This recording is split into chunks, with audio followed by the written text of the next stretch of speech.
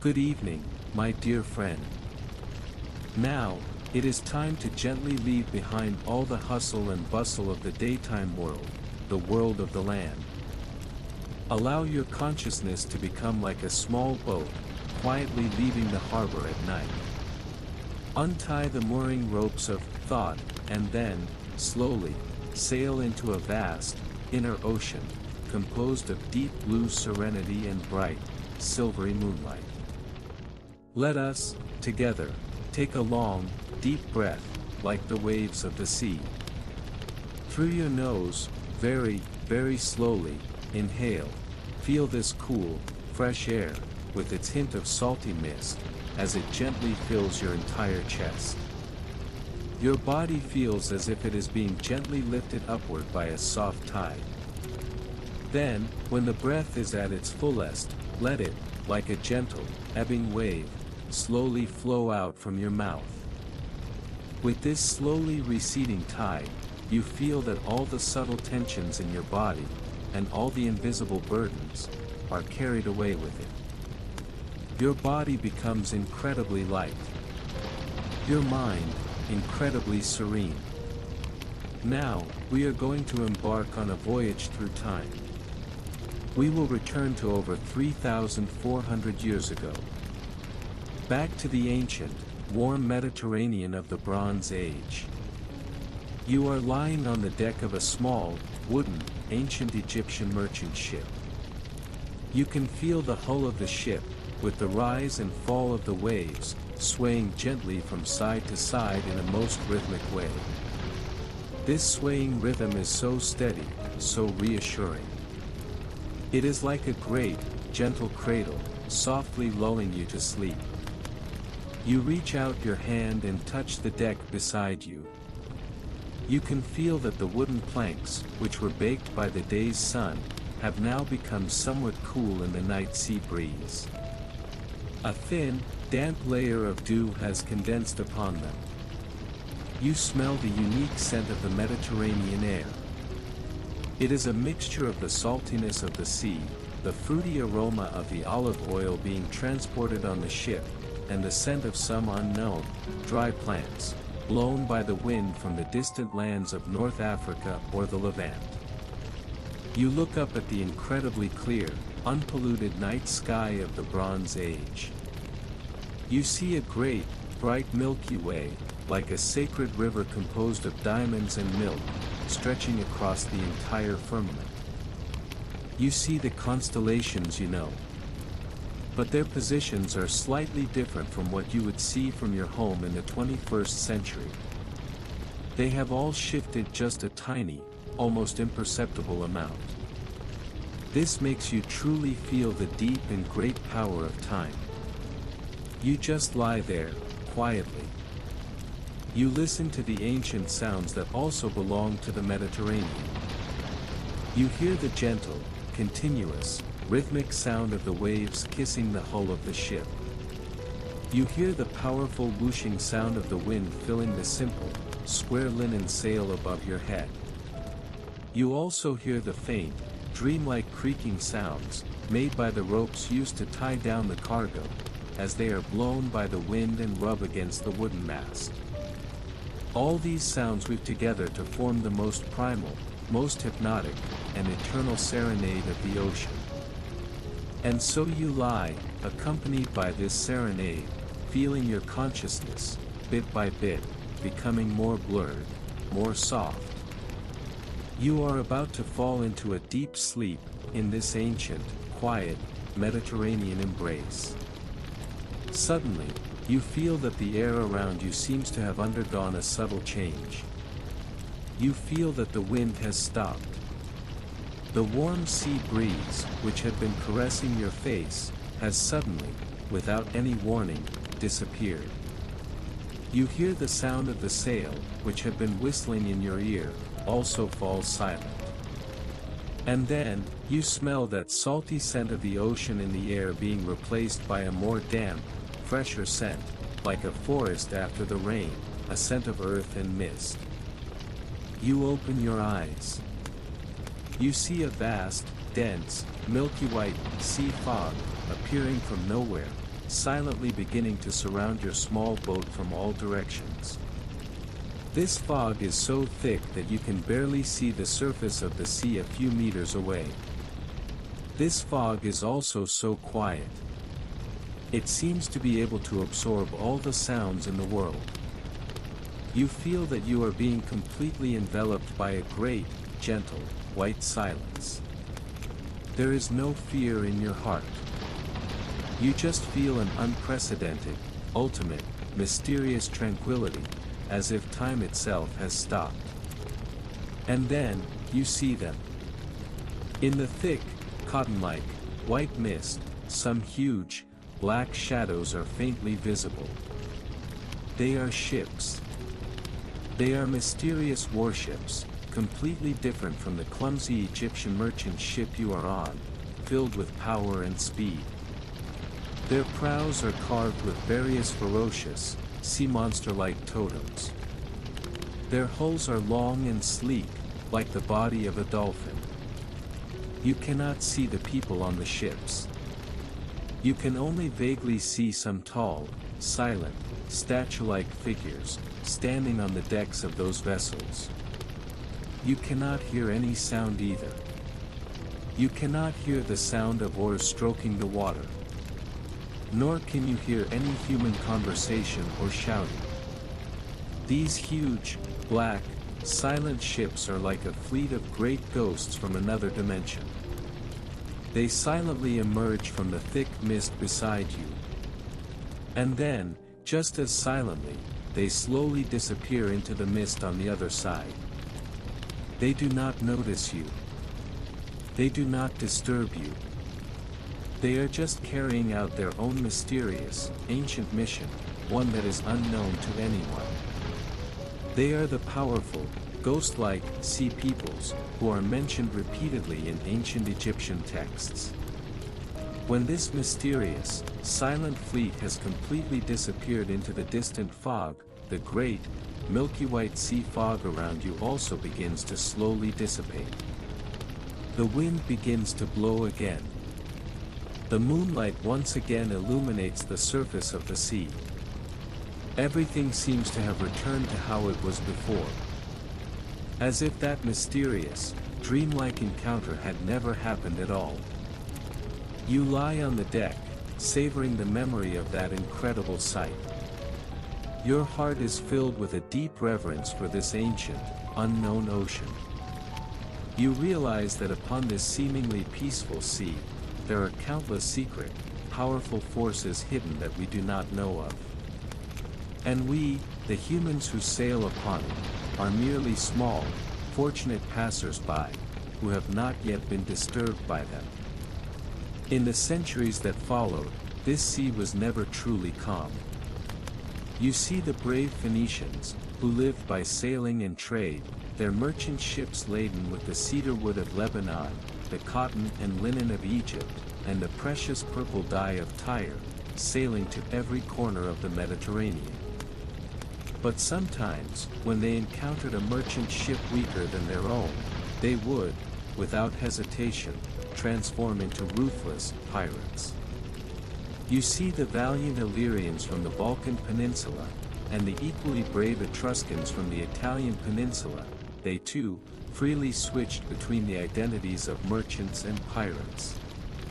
In that ancient era, before a unified, powerful maritime empire had yet appeared, the ocean itself was a free, gray area, filled with both opportunity and danger, and not bound by any law. Now, just allow your consciousness to rest upon this mysterious Mediterranean, a sea filled with ancient mist. Feel the gentle, rhythmic swaying of the small boat as it rocks with the waves. Feel the absolute tranquility of being isolated from the world, when you are enveloped by that great, milky white sea fog. And also feel that unique peace, filled with awe and curiosity, that remains in your heart after that chance encounter with the Phantom Fleet.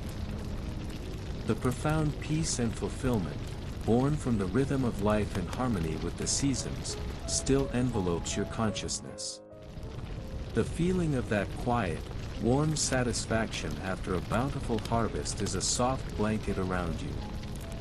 Let this feeling of fulfillment gently hold you as our journey continues. Now, the stream of time will once again carry us forward, silently.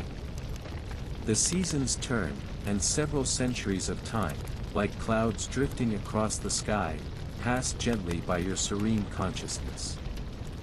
You see that the prosperous villages, formed from collective effort, are gradually coalescing into larger entities, small states. Chinese historical records mention that on this land, known as Hua, there were once more than 100 such small kingdoms. The most famous of these was a kingdom ruled by a powerful queen named Himiko. She was described as a shamaness who could communicate with the spirits, governing her people with divination and oracles. This suggests that in this land, spiritual authority and worldly power were closely intertwined from the very beginning. And now, your consciousness arrives in a new era. An era that later generations would call the Kofun period. You notice that the landscape of the earth is undergoing a strange and solemn transformation. On a wide, open plain, immense, man-made hills rise from the ground. They are not the rugged, naturally formed peaks, but great burial mounds with gentle slopes and soft contours, known as kofun. Imagine you are floating high above one of these kofun. You see its unique, keyhole-like shape, square at the front and round at the back. It lies quietly on the earth, like a sleeping, mysterious dream of the earth itself. A thick, soft layer of green grass covers its entire surface, making it look like a simple, grassy hill. The kofun is surrounded by one or more quiet moats. The water in the moats is like a belt of green jade, reflecting the passing clouds and the weeping willows on the banks. The entire scene exudes an ultimate silence and solemnity that transcends time. These massive earthen structures symbolize the emergence of a powerful ruling elite, one capable of commanding immense resources and labor. You can feel that within these tombs rest the most powerful clan leaders of their age. Their burial goods include bronze mirrors from the mainland, sharp iron weapons, and ornate horse trappings. This tells you that military might was becoming increasingly important in this era. Among the many clans, one is gradually rising above the rest, eventually becoming the supreme presence in the land. This is the Yamato clan. Their ascent is not one of bloody conquest. It is more like a long and patient game, played out over centuries. Through successful marriages, wise alliances, and the extraordinary spiritual and political wisdom they display, they gradually become the core leaders, as if all the other stars have gathered to orbit them. They claim that their lineage originates from the sun goddess in Japanese mythology, Amaterasu. This connection to a sacred, luminous source cloaks their rule in an unquestionable, holy authority, and it also marks the beginning of the world's oldest continuous monarchy. Now, let us gently descend upon the land of this Yamato-led era. You see new cultural elements continuing to flow in from overseas, like a gentle, steady stream. The most important of these is writing. Chinese characters were brought to these islands for the first time. Imagine you see a nobleman from that time, sitting before a low table. Before him is a wooden slip. He holds a simple brush, dips it in ink, and is imitating and writing those square, elegant, and mysterious symbols. His movements are very slow, his expression one of intense concentration. For to him, each character is a new world. A magical tool capable of recording history, conveying ideas, and issuing laws. Initially, these characters were only used to write a foreign language. But gradually, The wise people living here began to cleverly adapt these symbols to represent their own unique language and sounds. This process was long and filled with creativity, and it reflected a core characteristic of this civilization, to selectively absorb foreign culture, and ultimately transform it into something uniquely their own. Before the advent of writing, the more ancient history of this land was shrouded in the mists of myth and legend, preserved only by being passed down from one generation to the next by word of mouth. But now, with writing, people begin to record these ancient memories. You see a court historian, on a quiet night, by the flickering light of a candle, unrolling a bamboo scroll and beginning to write. He records that this island nation was created by the gods. He records that the imperial bloodline descends from the sun goddess. He records the heroic deeds of the first emperors, who were like gods themselves. These records would later be compiled into Japan's first two histories, the Kojiki and the Nihon Shoki. They wove myth and history tightly together, both to legitimize the rule of the Yamato imperial house, and to preserve for later generations the invaluable memory of this nation's early society, beliefs, and customs. And so you watch, quietly, as this ancient nation, beside its silent stone tombs, in its reverence for the sun goddess, and in its exploration of mysterious written words, slowly builds its initial, unified, and more powerful form. Everything is quietly growing. Everything feels so solemn and orderly. Let this ancient and solemn silence accompany your consciousness into a deeper, more stable state of relaxation. You feel safe. You feel at peace. You are at the foundational moment of a great civilization, and you are but a quiet, undisturbed witness. In this very silence, fall peacefully asleep. The new, unified order, filled with order and hope, brought by a great leader, continues to flow gently within your consciousness. You, like all the other people of Egypt, see your Pharaoh as a living god. A sacred intermediary, the only one who can communicate with the great gods who control the order of the universe. You believe that as long as the Pharaoh, after he leaves this mortal world, can successfully return to his eternal, divine place in the heavens, he will be able to continue to protect this land of the Nile that he so dearly loves, from another dimension. And you, as his grateful, pious subjects, have a sacred, inescapable responsibility. And that is to build a stairway to heaven for your God on earth, one that will allow him to smoothly return to the heavens after his death. An eternal, indestructible, magnificent, man-made mountain, built of great stones. A pyramid. Now, allow your consciousness to become a young, skilled stonemason named Nubi, living in the time of the Old Kingdom.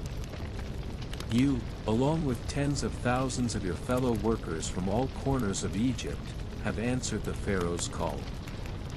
You are not miserable slaves, forced into labor. You are a group of free, professional builders, filled with a sense of honor and mission. You have gathered on the Giza Plateau. This is the place where, for the next 20 years, you will build the eternal home for your great pharaoh, Khufu. You feel an unprecedented, immense, powerful energy of the collective. You are a small, yet indispensable, part of this grand, sacred project. Your day begins before dawn. You awaken in your simple, mud brick, collective dormitory in the great, workers' village, next to the pyramid. You and your comrades eat the simple, yet energy-filled breakfast provided for you by the state. It is fresh, newly baked, fragrant bread. It is a large bowl of thick lentil soup, seasoned with garlic and onions. And there is also the essential, thick beer, known as liquid bread, which will provide you with vitality for the entire day. After breakfast, you and your companions carry your tools and walk toward the great construction site, a site like a young mountain, slowly growing from the earth. You are a stonemason. Your job is to take the massive, multi-ton limestone blocks, which have been transported by great wooden boats from the quarries on the other side of the Nile, and to give them their final, fine polishing and cutting. You arrive at your work area. You reach out and touch the great limestone block before you, which feels a little cool in the early morning air. You can feel its rough, naturally textured surface. You pick up your heavy hammer and chisel, made of bronze and the even harder dolomite. And then, you begin your rhythmic, focused, sacred labor. Listen to the unique symphony of creation, woven together on this vast construction site. You hear the crisp, rhythmic sound of tens of thousands of bronze chisels, just like the one in your hand, striking the hard limestone. You hear the low, unified calls of the transport workers, as they place the giant stones onto great sledges made of logs, then use wet sand soaked with water to reduce the friction, and then, all together, shouting in unison, they slowly pull the multi-ton blocks up the great, spiraling ramp. You also hear the clear, wise commands of the architects, as they use the simplest, yet incredibly precise, geometric tools to find the unique, perfect position for each stone. All these sounds are interwoven. They are no longer a cacophony of noise. They are a grand hymn to the gods, one filled with strength, wisdom, and the spirit of collective collaboration. And you are a happy, focused, indispensable note in this hymn. In your eyes, there is only the stone before you. In your heart, there is only one simple, sacred belief, and that is to polish this rough, imperfect stone into a perfect geometric body, with the most perfect angles and the smoothest surface, so that it may be worthy of becoming a perfect component of that sacred stairway to eternity.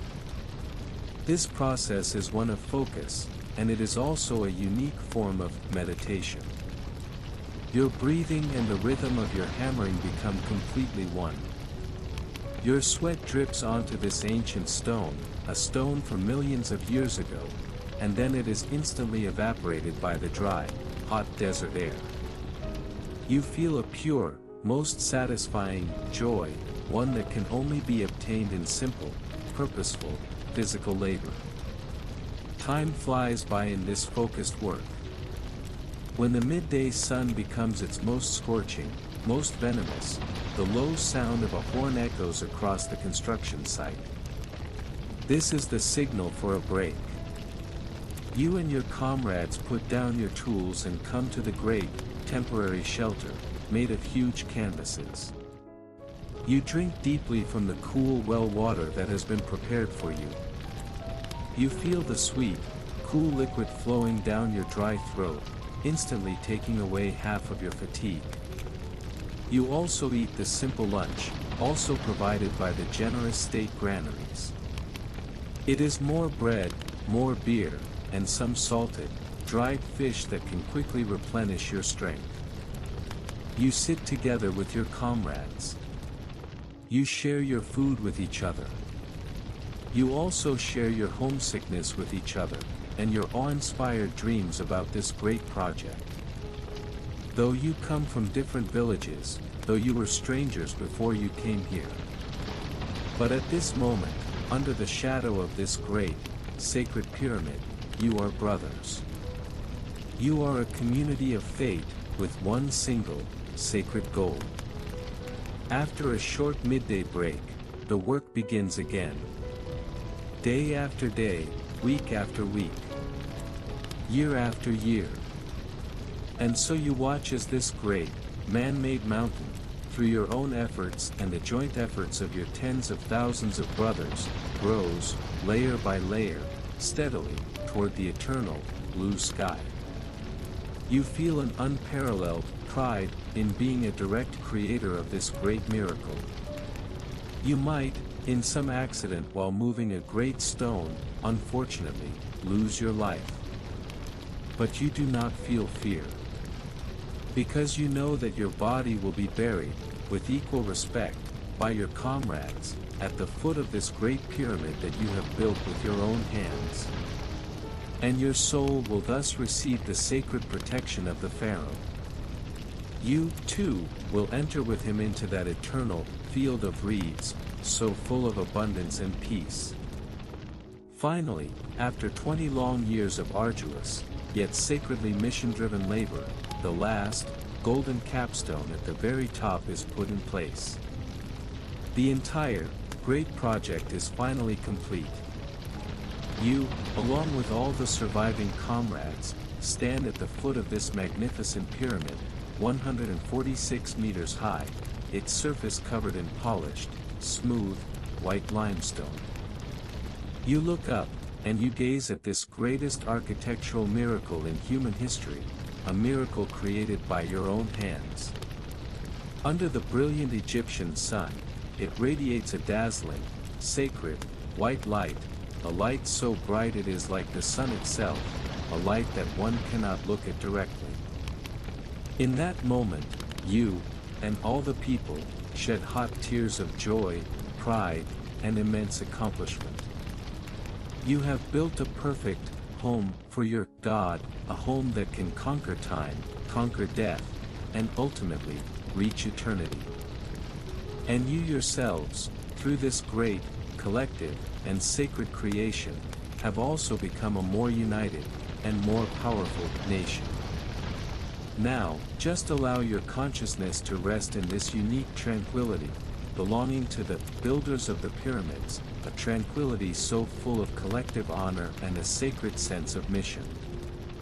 Feel the immense, harmonious, resonant energy, generated by tens of thousands of people working together for a single goal. Feel the great, warm satisfaction of pride and accomplishment in your heart, as a direct creator of this great miracle. And also feel the eternal, awe-inspiring, sacred peace, radiated by that great, white pyramid, shining in the sun, a peace that transcends time and death. The grand tranquility, brought by a great, collective creation, a tranquility so full of the sacred and the eternal, continues to flow gently within your consciousness. You, as a direct creator of that white pyramid, your heart is filled with pride and satisfaction. But you, like all the people who live on this land, know that this great, silent building is not a monument to display power. It is a home. A home for your Pharaoh, who is like a god on earth, so that his soul, after he leaves this mortal world, can have an eternal, safe home to which he can always return. Because the ancient Egyptians deeply believed that death was not the end of life. It was just a new beginning, a beginning of another, longer, and more challenging journey. And to embark on this journey, a body that is completely and permanently preserved is indispensable. Because they believed that a person's soul was composed of several different parts. There was the Ba, which represented your unique personality, depicted as a bird with a human head. After a person's death, it could freely travel between the mortal world and the underworld. There was also the Ka, which represented your most fundamental life force. It was another, invisible, you, who looked exactly like you. It needed to continue to enjoy the food and drink offered by your descendants in the afterlife. And all these different parts of the soul required a complete, recognizable body of your own, as their final anchor, to which they could always return in the eternal afterlife.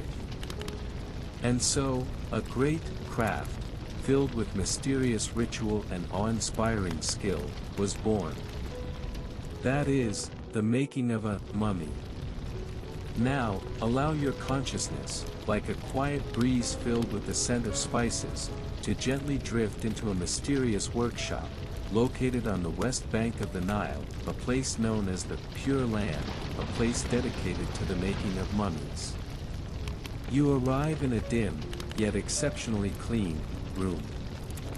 The air is filled with a very strong, unique scent, a mixture of dry natron, melted pine resin, and various fragrant spices with preservative properties. It is a bit pungent, yet reassuring. You see a high-ranking priest, wearing the mask of the jackal god Anubis, standing beside the cold body of a nobleman, a body that has just been cleansed in the sacred waters of the Nile. He is about to begin a complex, 70-day work, one filled with sacred ritual. You see him, first, using a long, slender, hooked, bronze tool, very carefully, inserting it into the deceased's nostrils, and then, bit by bit, he stirs and removes the brain, which they consider to be useless, and even dangerous. Next, he uses a sacred, ritual blade, made of the sharpest obsidian, to make a small, precise incision on the left side of the deceased's body. And then, he reaches in and takes out the internal organs that are most prone to decay, the stomach, the intestines, the liver, and the lungs. And the heart, which was considered the center of wisdom and emotion, and which would also be used as important evidence in the final judgment, was carefully left inside the body. The removed internal organs would also be dried with natron, and then placed separately in 4 sacred, canopic jars. The lids of these 4 jars were carved into the heads of the 4 sons of Horus, who would continue to protect these important organs of the deceased in the eternal afterlife. After all this was done, the entire body would be completely covered with a natural salt with extremely strong dehydrating properties, natron. It would lie here, quietly, for 40 days. During these 40 days, all the moisture in the body that could cause decay would be completely absorbed by this magical salt. 40 days later, when the body had become like a piece of dry, light wood that would no longer decay, another, more artistic process, began. You see the priests using a filling made of the softest linen and warm resin to refill the body, which had long since become shrunken, restoring it to a fuller, more dignified form, closer to its appearance in life. And then, the most important, and most ritualistic, wrapping, began. They, with long bandages made from hundreds, even thousands of meters of the finest linen, began to wrap this prepared body, layer by layer, tightly and securely. This wrapping process was extremely meticulous. Every finger, every toe, would be carefully wrapped individually. And during the wrapping process, the priests would also place various powerful amulets between the different layers. There was the ankh, symbolizing eternal life. There was the scarab beetle, symbolizing rebirth and creation. And there was also the Eye of Horus, symbolizing sacred protection and healing. All of these would provide the deceased with the necessary, sacred protection on their journey in the afterlife. And when the very last layer of bandage was also wrapped, a new, eternal, and incorruptible form was finally created. It was carefully placed in one or more exquisite, human-shaped sarcophagi. However, just having an immortal body was far from enough. The soul of the deceased would still have to face, all by itself, the long journey through the underworld, a journey so full of terrifying monsters and dangerous traps. And to successfully pass through all of this, he needed a detailed travel guide and password. And that is the famous Book of the Dead. Now, allow our consciousness to leave this workshop, so full of the scent of spices, and to arrive in the quiet study of a scribe. You see a skilled scribe, by the light of an oil lamp, on a long scroll of expensive papyrus, with his beautiful, sacred hieroglyphs, copying this incredibly important book of the afterlife, for a nobleman who is about to pass away. You move closer. You see that on the ancient papyrus, there are not only words. There are also many colorful, exquisite illustrations, painted by skilled artists. These illustrations vividly depict the various strange sights that the deceased will experience in the underworld. There is his negative confession, where he declares his innocence to each of the 42 judges of the underworld. There is the scene of him, happily farming and harvesting in the field of reeds, a place so full of abundance and peace, just as he did in life. And there is also the glorious scene of him, sailing with the gods on the solar bark of the sun god Ra, which crosses the underworld daily. And the magical spells, neatly written around the illustrations, are the passwords he needs to recite when he faces each challenge. For example, when he has to pass through a mysterious gate, guarded by 2 fire-breathing serpents, he needs to recite the secret, true names of those 2 serpents. When his heart is to be weighed on the scales, he needs to recite a wise spell, to plead with his own heart, "O my heart, do not stand up against me as a witness before the gods. Do not say any testimony against me." All these exquisite pictures and mysterious spells, together, form the most detailed and most hopeful map for the departed soul. It will guide him to overcome all darkness and trials, and ultimately, to reach that eternal, luminous, final home. Now, just allow your consciousness to rest in the mysterious whispers of this Book of the Dead, so full of ancient wisdom. Feel the cool touch of the sacred amulets, hidden between the layers of the mummy's bandages. Feel the unique, reassuring scent of old papyrus, ink, and time emanating from the ancient scroll. And also feel the unique, tranquil atmosphere, created by the hieroglyphs and the exquisite illustrations, an atmosphere so full of mystery, reverence, and an unshakable faith in eternal life. The grand tranquility, brought by a great, collective creation, a tranquility so full of the sacred and the eternal, continues to flow gently within your consciousness. You, as a direct creator of that white pyramid, your heart is filled with pride and satisfaction. But you, like all the people who live on this land, know that this great, silent building is not a monument to display power. It is a home. A home for your Pharaoh, who is like a god on earth, so that his soul, after he leaves this mortal world, can have an eternal, safe home to which he can always return. Because the ancient Egyptians deeply believed that death was not the end of life. It was just a new beginning, a beginning of another, longer, and more challenging journey. And to embark on this journey, a body that is completely and permanently preserved is indispensable. Because they believed that a person's soul was composed of several different parts. There was the ba, which represented your unique personality, depicted as a bird with a human head. After a person's death, it could freely travel between the mortal world and the underworld. There was also the ka, which represented your most fundamental life force. It was another, invisible, you, who looked exactly like you. It needed to continue to enjoy the food and drink offered by your descendants in the afterlife. And all these different parts of the soul required a complete, recognizable body of your own, as their final anchor, to which they could always return in the eternal afterlife. And so, a great craft, filled with mysterious ritual and awe-inspiring skill, was born. That is, the making of a mummy. Now, allow your consciousness, like a quiet breeze filled with the scent of spices, to gently drift into a mysterious workshop, located on the west bank of the Nile, a place known as the Pure Land, a place dedicated to the making of mummies.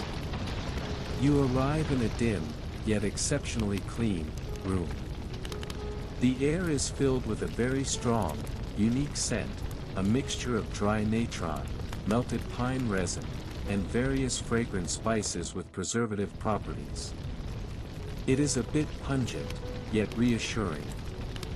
You see a high-ranking priest, wearing the mask of the jackal god Anubis, standing beside the cold body of a nobleman, a body that has just been cleansed in the sacred waters of the Nile. He is about to begin a complex, 70-day work, one filled with sacred ritual.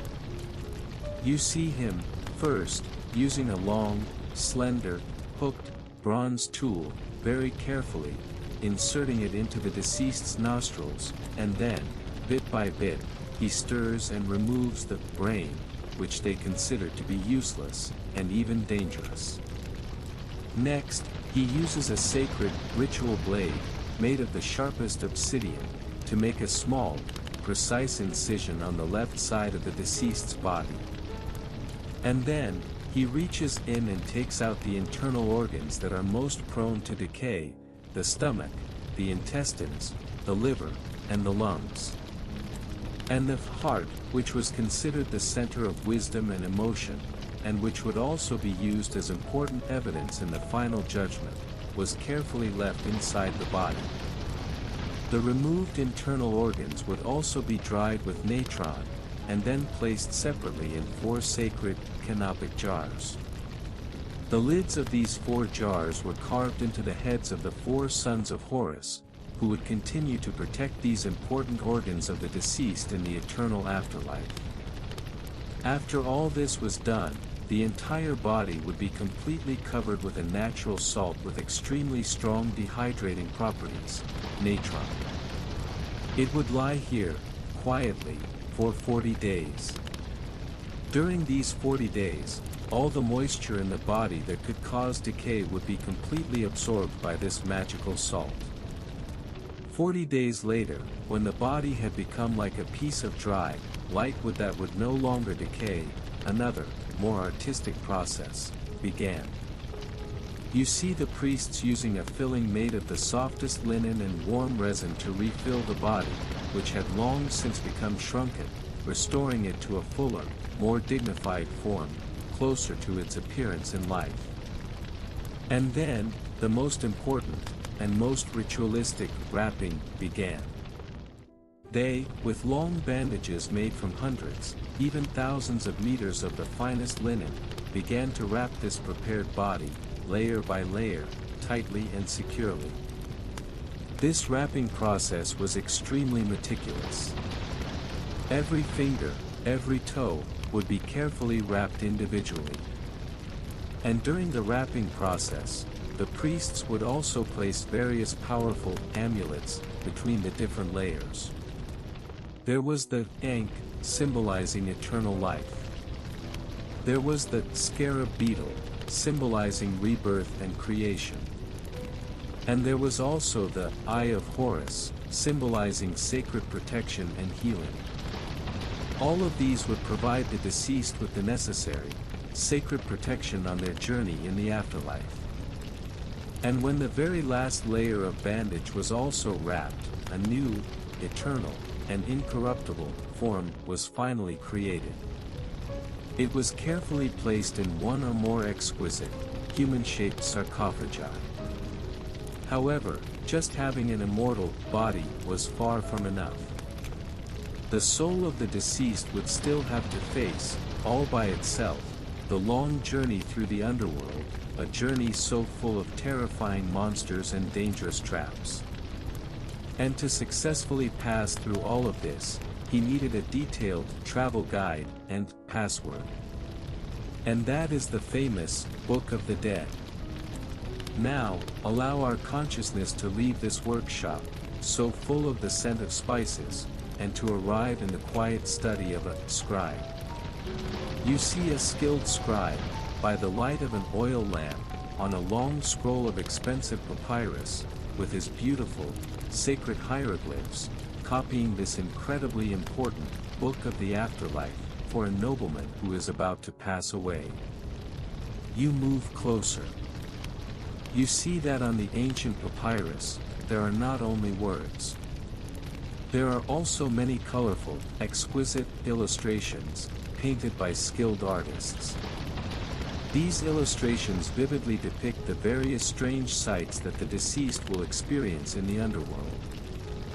There is his negative confession, where he declares his innocence to each of the 42 judges of the underworld. There is the scene of him, happily farming and harvesting in the field of reeds, a place so full of abundance and peace, just as he did in life. And there is also the glorious scene of him, sailing with the gods on the solar bark of the sun god Ra, which crosses the underworld daily. And the magical spells, neatly written around the illustrations, are the passwords he needs to recite when he faces each challenge. For example, when he has to pass through a mysterious gate, guarded by 2 fire-breathing serpents, he needs to recite the secret, true names of those 2 serpents. When his heart is to be weighed on the scales, he needs to recite a wise spell, to plead with his own heart, "O my heart, do not stand up against me as a witness before the gods. Do not say any testimony against me." All these exquisite pictures and mysterious spells, together, form the most detailed and most hopeful map for the departed soul. It will guide him to overcome all darkness and trials, and ultimately, to reach that eternal, luminous, final home. Now, just allow your consciousness to rest in the mysterious whispers of this Book of the Dead, so full of ancient wisdom. Feel the cool touch of the sacred amulets, hidden between the layers of the mummy's bandages. Feel the unique, reassuring scent of old papyrus, ink, and time, emanating from the ancient scroll. And also feel the unique, tranquil atmosphere, created by the hieroglyphs and the exquisite illustrations, an atmosphere so full of mystery, reverence, and an unshakable faith in eternal life. The cosmic tranquility, brought by a great and sacred judgment, a tranquility so full of balance and justice, continues to flow gently within your consciousness. You, as a righteous one whose soul has been proven pure, are being led by the powerful guardian god Horus toward the eternal, abundant field of reeds. However, before we fully enter that perfect paradise of the afterlife, allow our consciousness to take another journey through time. We will return to one of the most unique, and most transformative and controversial eras in ancient Egyptian history, the 18th dynasty of the New Kingdom. We will visit a woman whose destiny was completely different from all the women we have witnessed before. She was not a nameless mother, struggling in childbirth. Nor was she a humble peasant woman, toiling in the fields for her livelihood. She was a queen. And even, in a sense, she was Pharaoh. She is the great Nefertiti, who, even after thousands of years, still radiates a mysterious and dazzling light.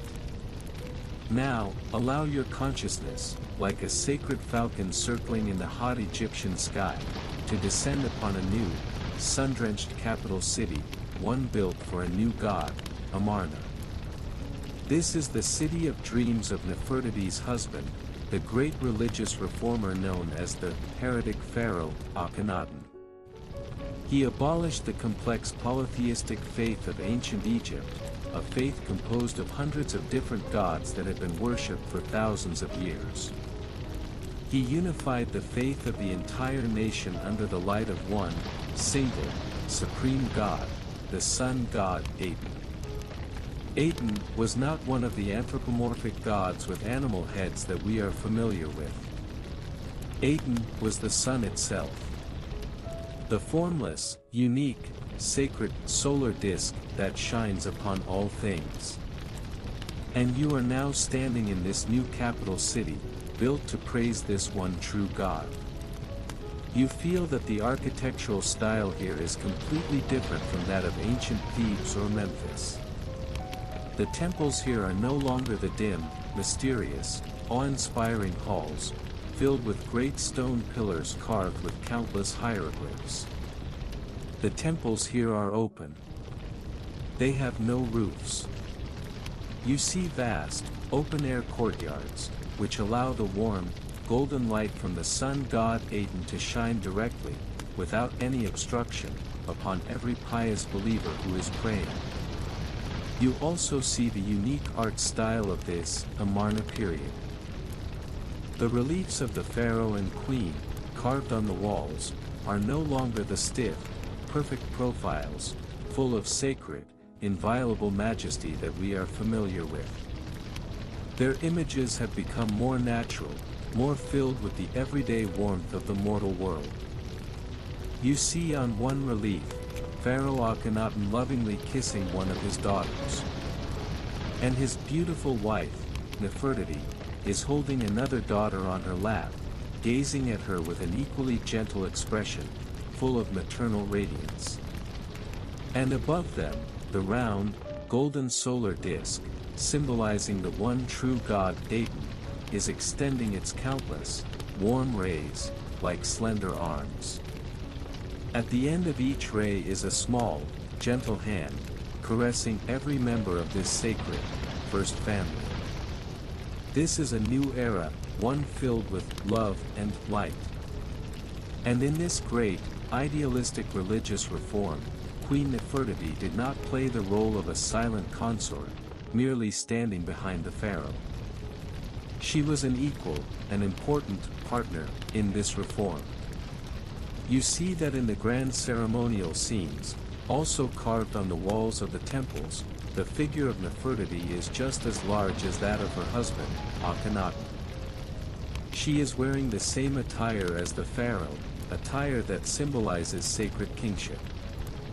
She stands side by side with the pharaoh before the altar, offering the most bountiful sacrifices to the god. In some of the more important reliefs, she is even depicted playing roles that, in the past, only the most powerful male pharaohs were qualified to play. You see a relief depicting war. What you see is not the great war god Thutmose III, whom we witnessed before. What you see is Nefertiti. She is, all by herself, driving a golden chariot, pulled by two handsome war horses. In her hands, she holds a bow and arrow. Her eyes are filled with a powerful, inviolable strength, like that of the war goddess Sekhmet. And beneath her chariot, the soldiers representing the enemies of Egypt, whether from Asia or Nubia, are in complete disarray. This is not a realistic picture. It is more of a powerful symbol, one filled with political and religious meaning. It is declaring to the entire world that this great woman is not just the pharaoh's wife. She is also the sacred, co-ruler of this nation, one who possesses the mighty power to crush all enemies that represent chaos and darkness. You also see what is perhaps one of the most famous, and most beautiful, works of art in the entire 3,000-year history of ancient Egypt, the famous bust of Nefertiti, which is now housed in the Neues Museum in Berlin. You see her slender, elegant neck, like that of a swan. You see her breathtakingly beautiful face, perfectly symmetrical, as if calculated with the utmost precision, with high cheekbones and full lips. On her head, she wears a very unique, tall, flat-topped blue crown. And her deep, mysterious eyes, made of crystal and black wax, of which only one was completed, are gazing at an eternal, distant place that we cannot see. There is no mortal emotion in her eyes. In her eyes, there is only a kind of absolute, timeless serenity, one that belongs only to a God. Now, just allow your consciousness to rest in this unique tranquility, belonging to the glory of the female pharaoh. Feel the pure light of the sun god Aten in the open-air temples of Amarna, a light that can directly pierce the clouds and shine upon your body, without any obstruction. Feel the sacred confidence, so full of equality and power, radiated by that powerful woman, who stands shoulder to shoulder with her husband, co-ruling the entire world, as depicted on the reliefs on the walls. And also feel that absolute, eternal peace, like that of a goddess, radiated from the perfect, timeless, ultimate beauty of the face of the bust of Nefertiti. The dawn of civilization, brought by the first Hethfire of humanity, a dawn so full of warmth, safety, and hope, continues to burn quietly in your consciousness.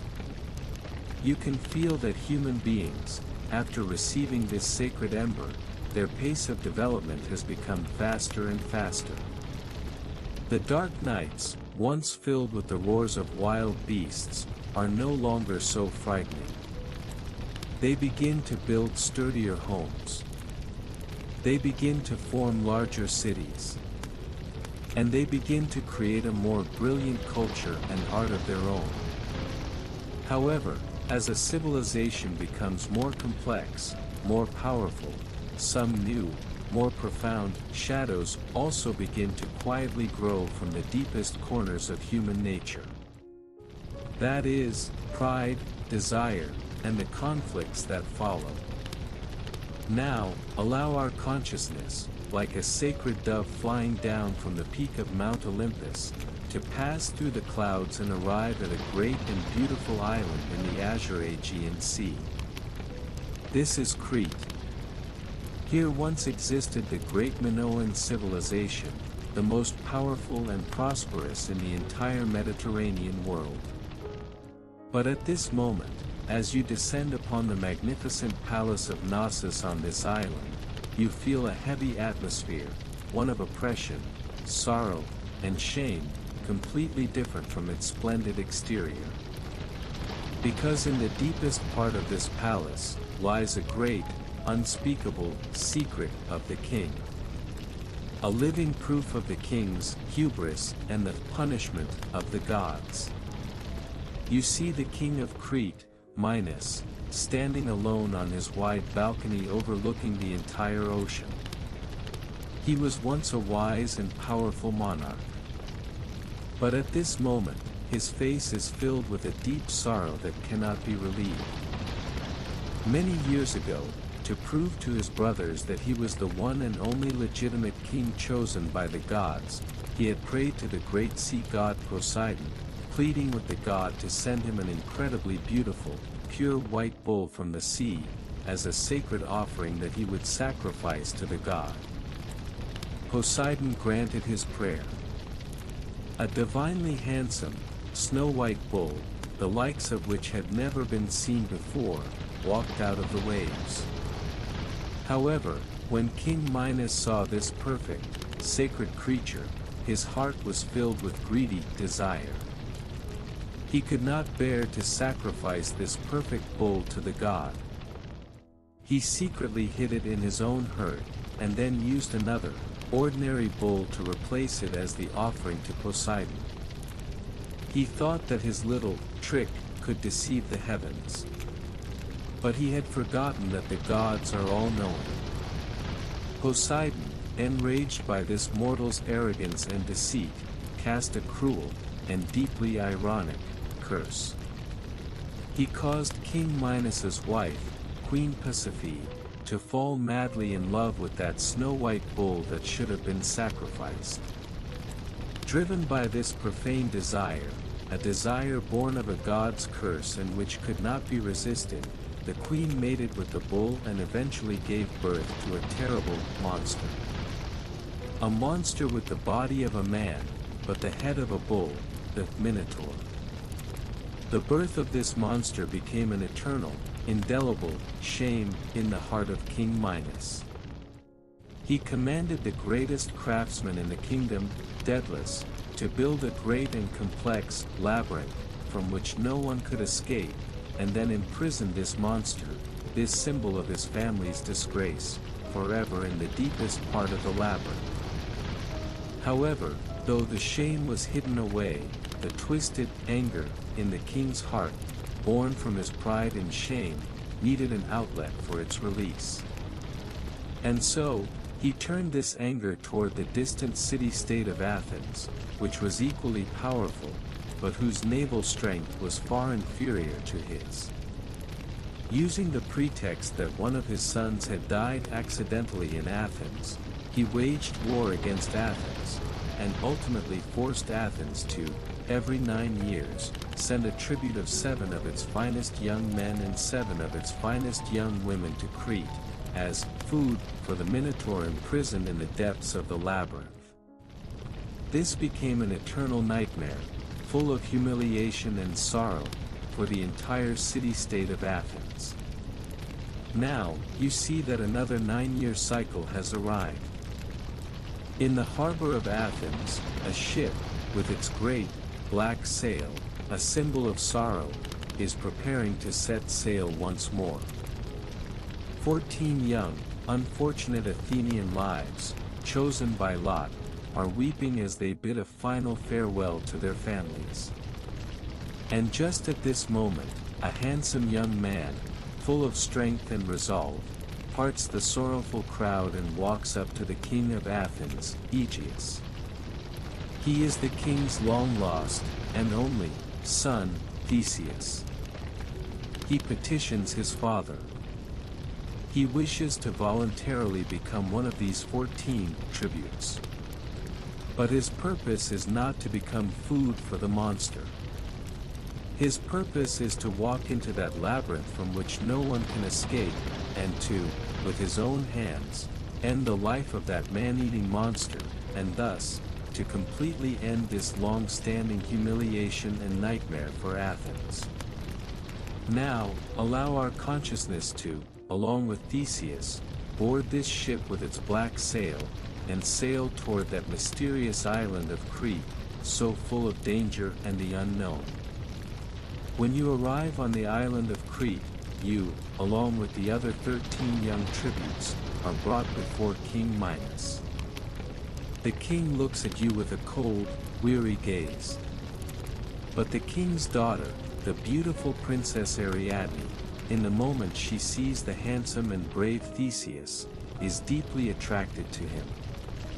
And so, late at night, the princess quietly comes to the outside of the cell where Theseus is imprisoned. She expresses her love for Theseus, and decides that she must help him to defeat the seemingly undefeatable labyrinth and monster. She gives Theseus 2 seemingly simple, yet crucial, weapons. One is a sharp, short sword. The other is a ball of thread, made of golden, linen thread. She says to Theseus, when you enter the labyrinth, tie the end of this thread to the entrance. And then, unwind it as you go. In this way, no matter how deep you go, you will always be able to find your way back by following this golden thread. Now, the time has come. Theseus, all by himself, arrives before the entrance of that great and mysterious labyrinth. You are Theseus.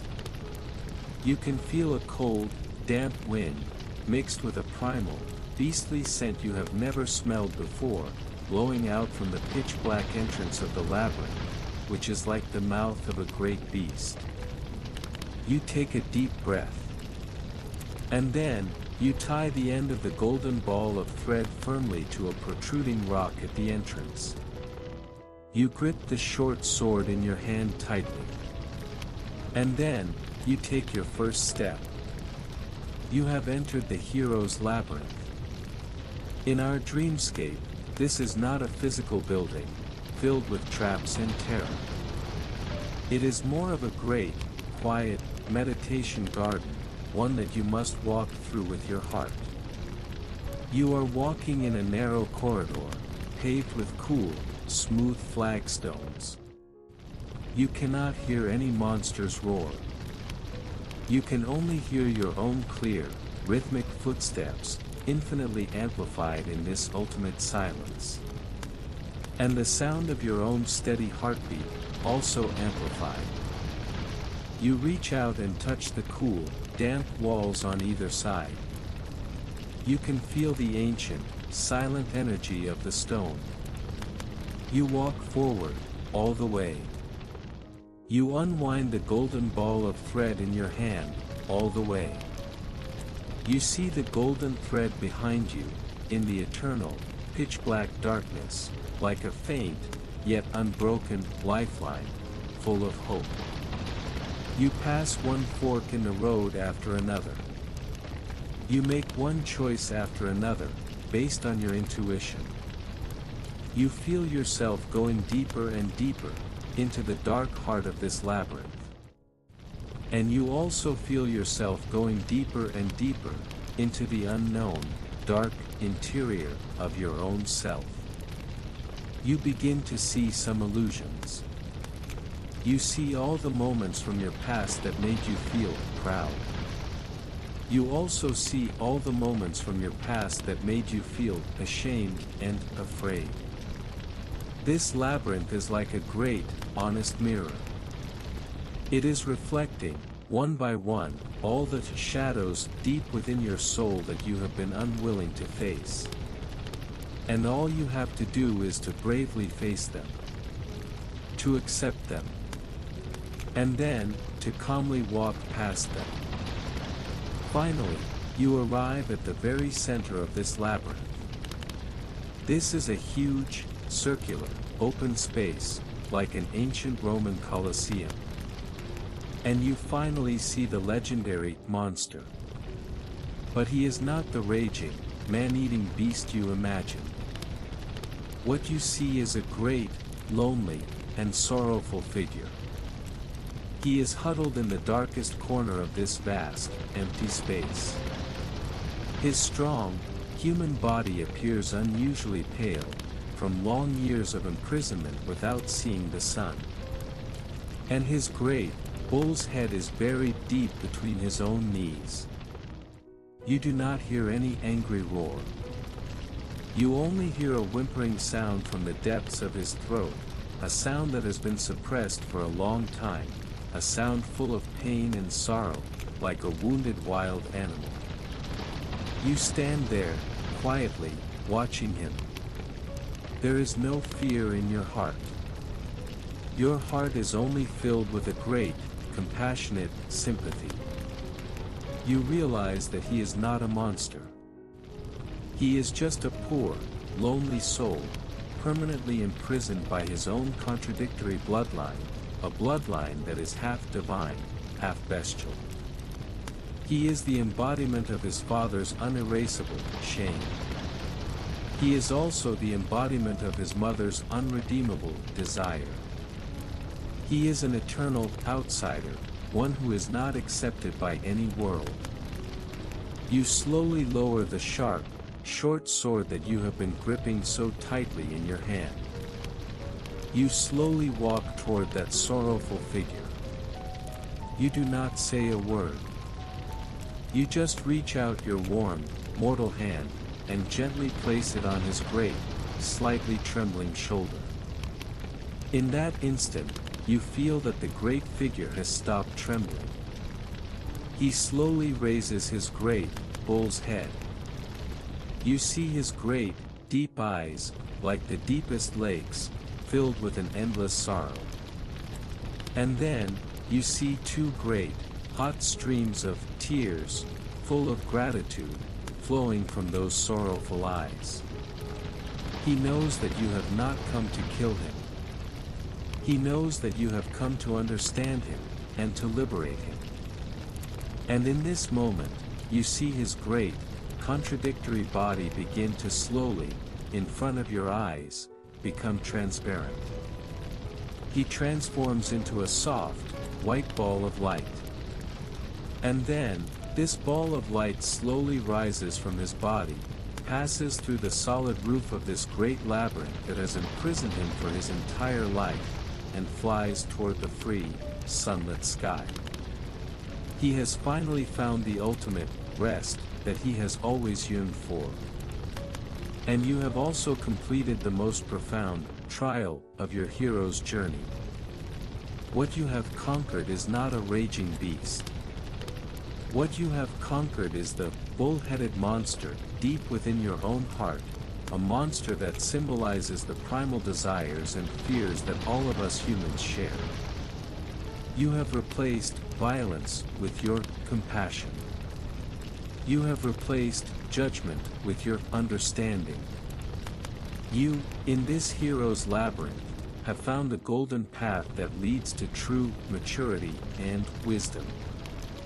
Now, just allow your consciousness to rest in this great, quiet labyrinth, a labyrinth that has now been purified by your compassion.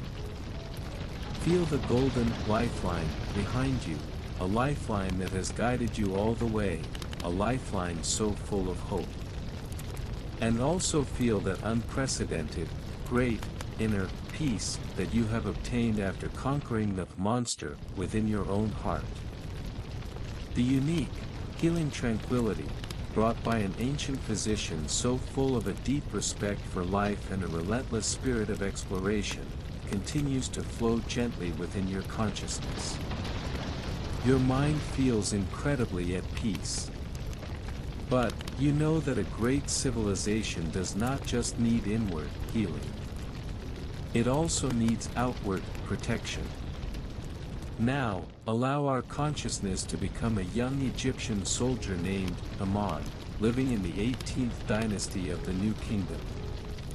You do not come from a noble family. You are just the son of a common farmer from the banks of the Nile. But you have answered the call of your great warrior Pharaoh, who is like a god on earth, Thutmose III. You are about to follow him on a great expedition abroad, one aimed at expanding the empire's borders and securing the frontiers of Egypt. You bid farewell to your family. And then, along with tens of thousands of young soldiers like you, filled with loyalty to the pharaoh and a thirst for adventure, you begin your long, arduous march. You are walking in the vast Sinai desert, mercilessly baked by the sun. You can feel the hot, yellow sand beneath your feet, burning the soles of your feet through your simple sandals, made of leather and papyrus. You can feel the heavy linen armor on your body, and the heavy bronze spear and shield in your hands, bit by bit, draining all of your physical strength. You smell the air, a mixture of the salty sweat of you and all your comrades, and the dry dust kicked up by your march, a scent so full of exhaustion. You hear the sound of tens of thousands of heavy, uniform footsteps, treading on the sand, a great, monotonous, sleep-inducing sound. You also hear the tired, horse-driving calls of the soldiers in charge of the logistics, who are leading the heavy ox carts, laden with grain and water. Day after day, week after week. And so you march, quietly, in this vast, monotonous desert, a desert of death, which has no other color but yellow. During every brief rest at night, you cannot help but miss your home. You miss your green home on the banks of the Nile. You miss the damp, life-filled air of the Nile. You miss your simple, yet incredibly cool, mud brick cottage. You also miss the simple food, so full of the taste of home, prepared for you by your mother. But this deep longing does not make you feel weak. On the contrary, it makes you more resolute. Because you know that all the hardships you are enduring at this moment are to protect the peaceful home you so dearly love behind you. You are a guardian. Finally, after a long, arduous march, like a journey through purgatory, you arrive at your destination, the strategic city of Megiddo, in the land of Canaan. You see your enemies, the powerful coalition army, composed of the various city-states of Canaan, already waiting for you there, in battle array. They occupy the advantageous terrain. Behind them is the steep Mount Carmel, which can serve as a natural barrier. And your pharaoh, the great Thutmose III, after a brief, wise period of thought, makes a decision that seems incredibly bold and risky at the time. He decides to lead you through an extremely narrow, winding mountain pass that leads directly to the foot of the city of Megiddo. In our dreamscape, we will not experience the cruel process of the ambush and the slaughter. We will only feel the unique sound and serenity of war. You and your comrades are marching in that narrow, dangerous valley, which can only allow one person to pass at a time. Listen to the dense sound, like a torrential rain, coming from the cliffs above your head. It is the deadly, sharp whistling sound of the countless arrows and sling stones thrown by the enemy, as they cut through the air. Listen to the crisp, dense, metallic clashing sound, as those arrows and stones strike the sturdy, bronze shields of you and your comrades, a sound like hail hitting a roof. You can feel yourself, tightly pressed against your comrade beside you, back to back, holding your shields high above your heads, forming a small, moving, tortoise formation that can withstand all harm. There is no fear in your heart. Because all around you are your most reliable brothers, to whom you can entrust your life. You all share the same belief. And that is to tightly follow your great Pharaoh, who is like a god, forward, and ever forward. Finally, you rush out of this valley of death. A wide, open plain appears before you. And the decisive, grand battle of the plains then unfolds. You can feel the great, thunderous vibration that shakes the entire earth, a vibration caused by the hundreds of golden chariots from both sides, charging at high speed towards each other. You can smell the unique, primal scent of war, a scent that makes the blood boil, a mixture of the dust kicked up by the horses' hooves, and the salty sweat of the warriors. Listen to the great, unified war cry, issued simultaneously from tens of thousands of throats. This is not a chaotic slaughter. It is more of a grand, violent dance, one filled with a sense of rhythm and tactical wisdom. Finally, under the excellent, wise command of your Pharaoh, who is like a god of war, you achieve the decisive victory in this grand battle. When the battle is over, you stand on the quiet battlefield, a field littered with the bodies of your comrades and your enemies. You feel a great, debilitating fatigue, the kind that comes after the great rush of adrenaline has receded. You also feel a great, sorrowful reverence for life itself, the kind that inevitably arises after witnessing the instantaneous passing of countless, vibrant lives. You see your great Pharaoh, Thutmose III, as he inspects this battlefield, so full of death and victory. And on his face, a face that is like that of a god, always so resolute, two streams of hot, human tears are also flowing. They are the tears of a victor. They are also the tears of a survivor. And even more, they are the tears of a father, so full of sorrow and gratitude, for all the young soldiers who have sacrificed their precious lives for his glory. Now, just allow your consciousness to rest in this unique tranquility, belonging to the tears of the war god, a tranquility so full of contradictory emotions. Feel the deep, absolute silence, unique to the aftermath of a great, cruel war. Feel the great, tired relaxation of a simple, young soldier, as he survives the trial of life and death. And also feel the warm comfort, brought by the compassionate tears that flow from the eyes of a great, godlike ruler, a comfort of being deeply understood and cared for. The unique, tragically beautiful peace, woven together from a cruel war and a compassionate tear, continues to flow gently within your consciousness. Your mind feels incredibly serene. Now, allow your consciousness, like a common, white egret, flying freely over the Nile, to leave the world of grand narratives, of war and gods. We will descend into a more ordinary, more real world, a world of daily life. You choose a typical Egyptian village, located in the middle reaches of the Nile. You land gently on the top of a tall palm tree by the village, swaying gently with the wind. From here, you look down upon this ordinary village, which is slowly awakening from the deep blue silence before dawn.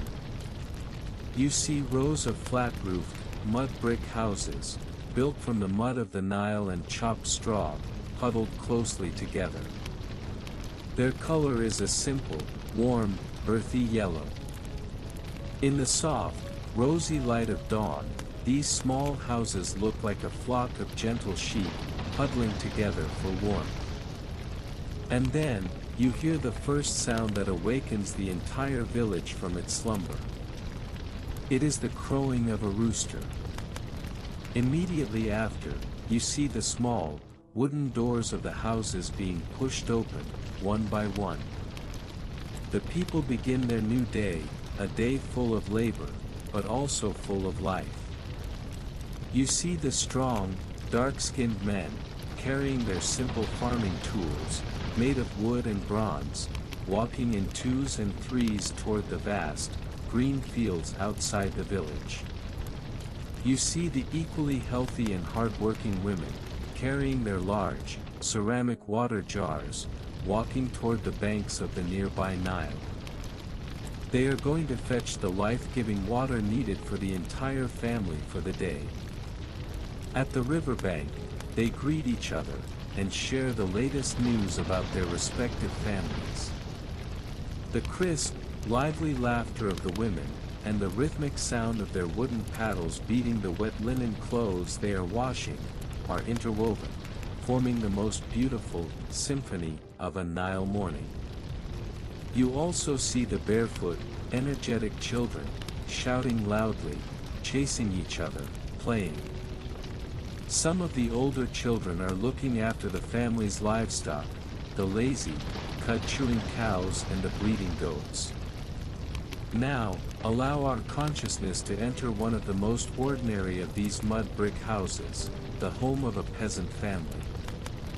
You smell the familiar scent of home. It is a mixture of the smoky smell of burning, dried animal dung used as fuel, and the simple, weedy aroma of unleavened bread being baked on a stone slate. You see the mistress of the house, kneeling on the ground, using 2 round stones to laboriously grind the hard, dry grains into fine flour, which can be used to make bread and beer. Her every movement is filled with a resilient, powerful life force, a force belonging to women, that we have felt in our previous chapters. You also see the master of the house, before he goes to work in the fields, first coming to the small, mud-built shrine in the corner of the room, a shrine dedicated to their family's protective God, to offer a brief and pious prayer. He prays that the gods will bless his labor for the day, and that his family will be healthy and safe. This is a civilization that has perfectly blended sacred faith with the most ordinary, secular life, a civilization so full of reverence and harmony. Now, allow our consciousness to follow this ordinary peasant to his green fields, fields so fertile, nourished by the flood of the Nile. You see him, skillfully driving a wooden plow, pulled by 2 strong, yellow oxen, cutting straight, hopeful furrows in the soft, black earth. Behind him follows his son, a healthy little boy, also with dark skin. He is evenly scattering handfuls of golden wheat seeds into the newly turned soil. You see this duet, a duet so full of the meaning of heritage, performed silently, harmoniously, by a father and son on the vast fields. They do not have much verbal communication. But the deep, blood-bound connection between them is revealed in their every, perfectly coordinated, movement. When the midday sun becomes its hottest, they will come to the shade of the single, tall, fig tree, by the side of the field for a short rest. They take out their simple lunch from a cloth bag. It is a few pieces of hard, dry, dark bread, prepared in the morning by their wife and mother, a bread that can fill their stomachs. And a jug of cool, light beer, which can quench their thirst. They eat quietly.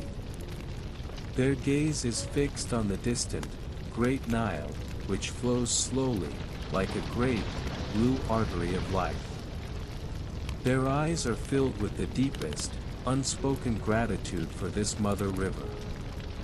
Because they know that everything they have, their land, their crops, their lives, and even the great gods they believe in, all of it comes from this generous, sacred river. Now, allow our consciousness to leave this quiet field and come to the banks of the Nile.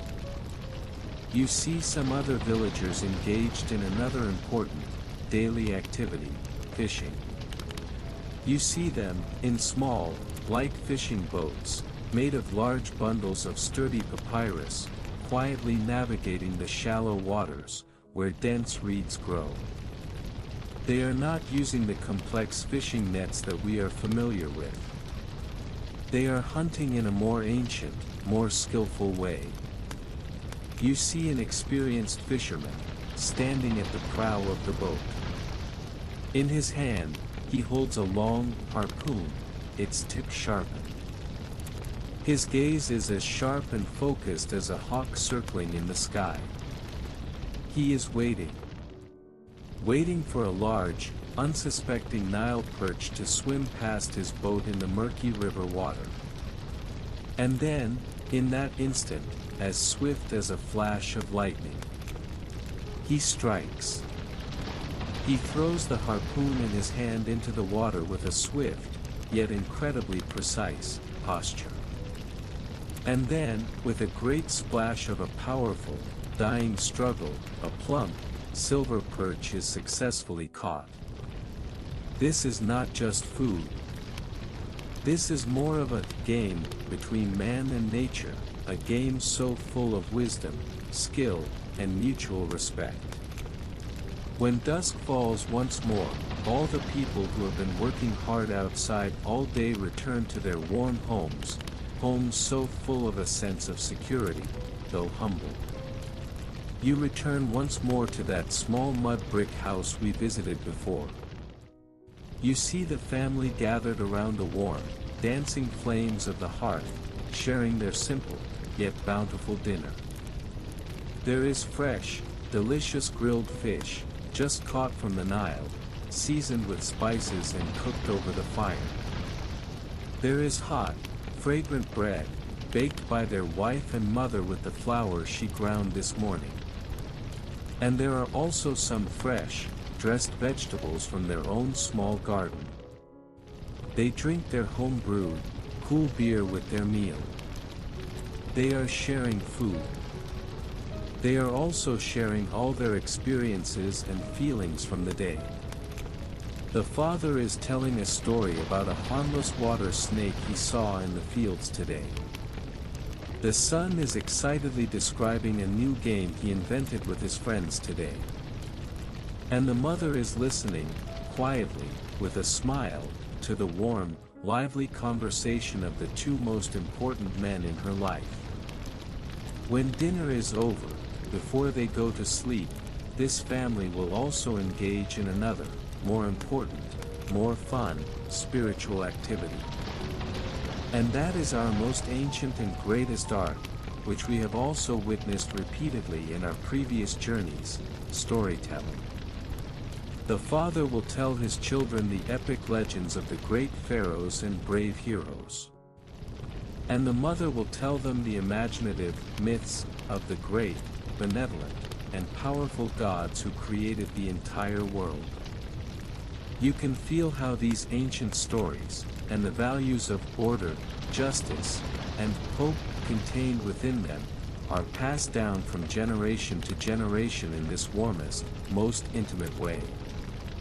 They are the true, unquenchable, spiritual fire of the entire ancient Egyptian civilization.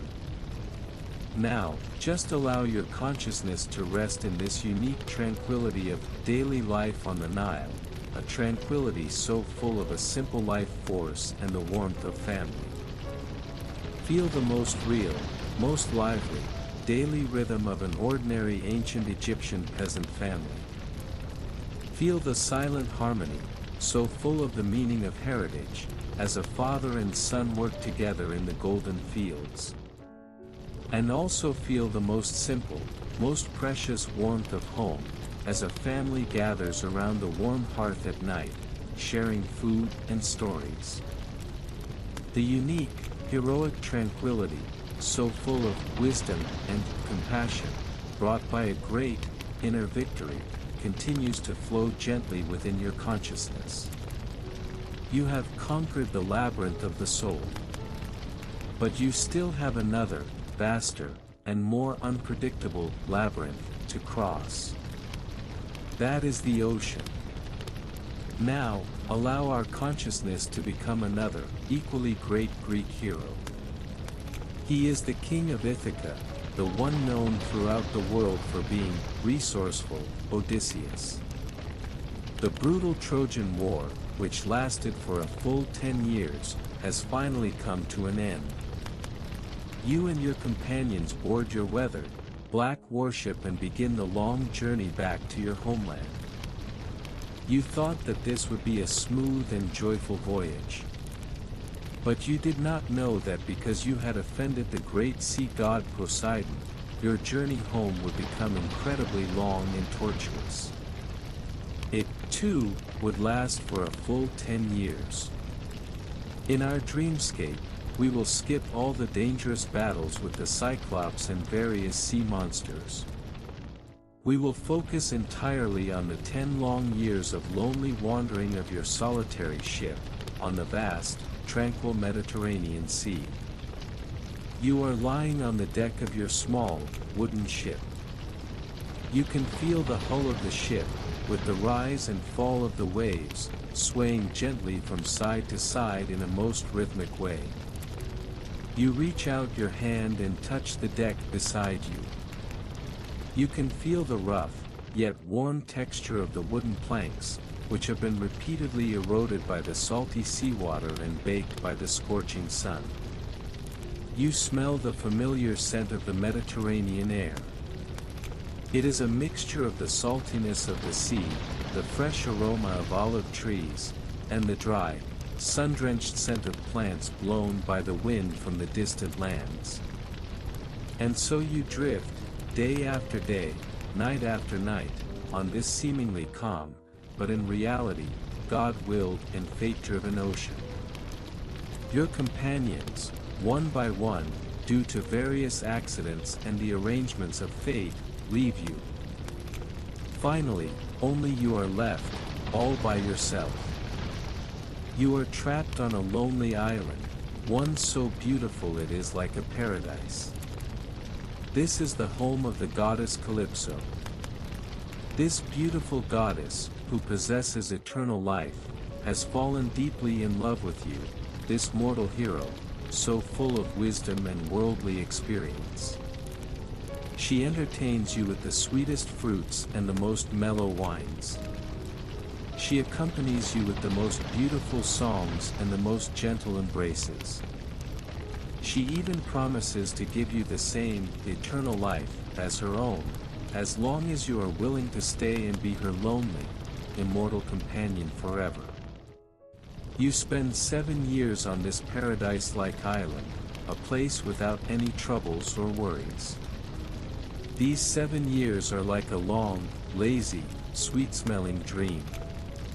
But deep in your heart, there is always a longing of a mortal, one that cannot be replaced by any divine eternity.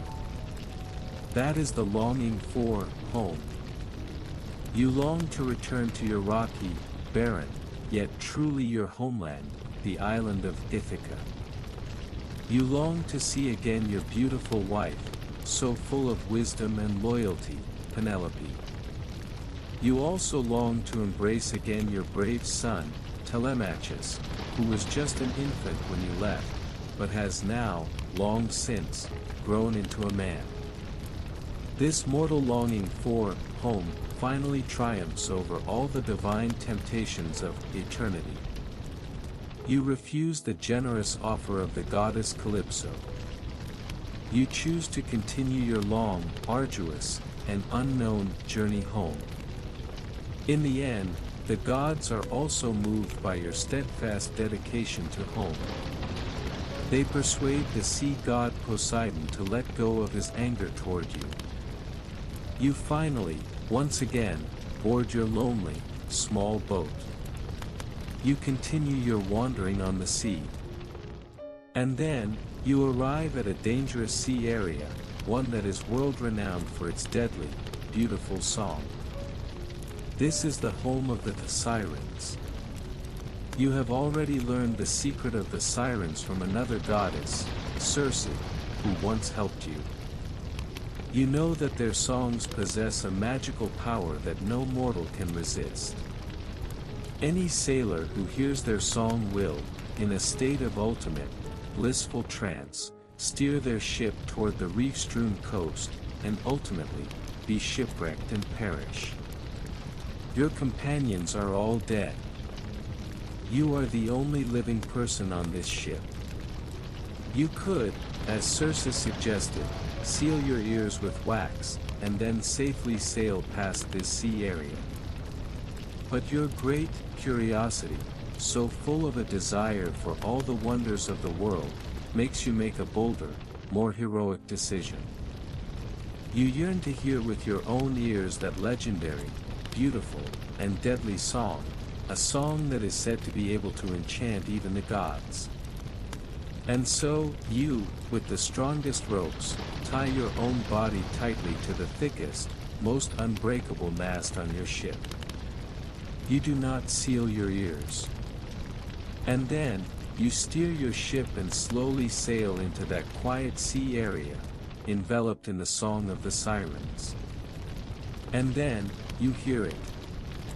In our dreamscape, it is not a seductive, evil song. It is the purest, most profound, harmonious music of the universe itself, a music you have never heard before. You hear a harmonious melody, full of light and order, like the lyre of Apollo we heard on Mount Olympus. You hear a deep call, full of strength and destiny, like the Viking sailors we heard on the North Sea. You hear a complex rhythm, full of exotic charm, like the music we heard on the Barbary coast. You even hear ancient, mysterious, primordial songs from civilizations long forgotten. All these sounds, from different times and spaces, from different civilizations, from different dimensions, are now perfectly blended together, forming a grand, all-encompassing, cosmic symphony. This song is telling you all the most fundamental, eternal secrets about life, death, creation, destruction, love, and sorrow. You are completely conquered by this incredibly beautiful, divinely wise song. An incredibly strong impulse rises in your heart, an impulse to give up everything, to steer your small boat toward the source of the song, and then, to forever merge your own soul into this sacred, cosmic chorus. You begin to struggle frantically. But the ropes of reason and longing for home, which bind you tightly to the solid mast, allow you to maintain the last shred of clarity. And so you sail, slowly, through this deadly, beautiful sea, torn between ultimate, sacred ecstasy, and ultimate, worldly pain. When the beautiful song finally disappears from your ears, you feel an immense relief and deep exhaustion. It is as if you have just, with your mortal soul, experienced a cosmic baptism, one that only the greatest of gods can endure. Your journey continues. You, finally, after wandering for a full 10 years, see that familiar coastline that has appeared countless times in your deepest dreams. Ithaca. Your home. You moor your ship in a hidden harbor. You step off this loyal, lonely ship that has accompanied you for 10 years. Your feet land on that solid, incredibly familiar, native soil. You kneel down. You reach out your hand and caress this not-so-fertile, even somewhat barren land. You hold a handful of the dry soil, mixed with sand and stones. You smell that unique scent of home, a scent that brings tears to your eyes. You have returned.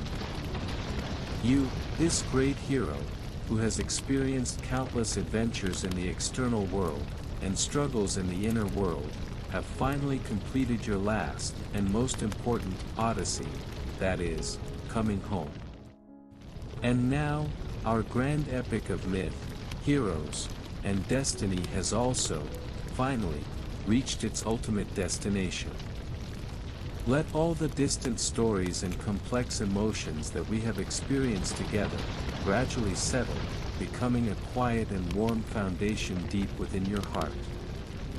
You feel safe, you feel understood, and you also feel a final, complete sense of belonging, one that comes after all the adventures and wanderings.